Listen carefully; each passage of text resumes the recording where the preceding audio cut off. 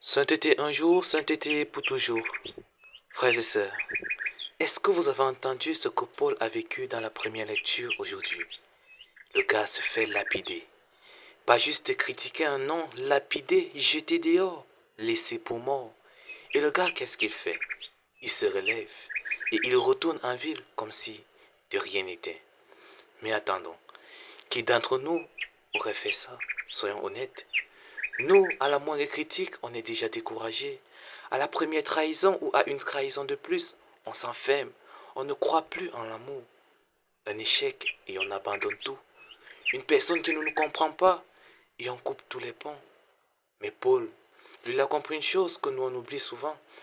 Ce n'est pas parce que tu as été abîmé que tu es fini.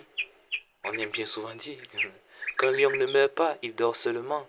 Alors, si on dort seulement, cela veut dire qu'à un moment, on va probablement se réveiller. Donc, ce n'est pas parce qu'on t'a cassé, qu'on t'a rejeté, qu'on t'a humilié, que Dieu en a fini avec toi.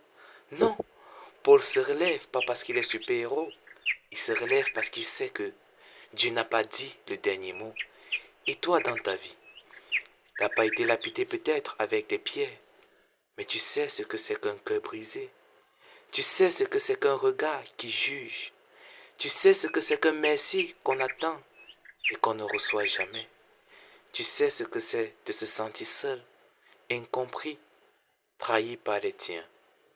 Et tu veux arrêter d'aimer, arrêter de prier, arrêter de donner, arrêter de croire. Parce que tu te dis, à quoi bon? À quoi bon continuer? Hier encore, on parlait de l'amour sincère auquel Dieu nous invite. Et là, on voit que cet amour ne sera pas du tout facile à donner. Mais aujourd'hui, Dieu nous dit, tu n'es pas à terre pour rester à terre. Tu es à terre pour que lui, il te relève. Et quand Dieu te relève, c'est jamais juste pour toi. C'est pour que tu relèves d'autres. Paul, après sa souffrance, il retourne dans la ville où on croyait avoir fini avec lui. Pas pour se venger.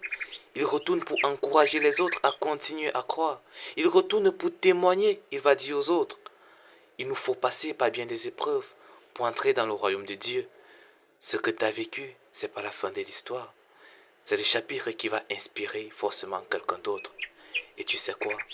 Dieu ne cherche pas toujours des gens parfaits. Il cherche parfois des gens vrais. Des gens qui ont des cicatrices mais qui continuent quand même. Des gens qui disent, Seigneur, j'ai mal.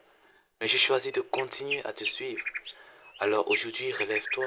Pas parce que tu es fort, mais parce que Dieu t'appelle encore. Et quand on te demandera dans ce monde qui a sa philosophie à elle, pourquoi tu continues malgré tout? Pourquoi tu continues à aimer, à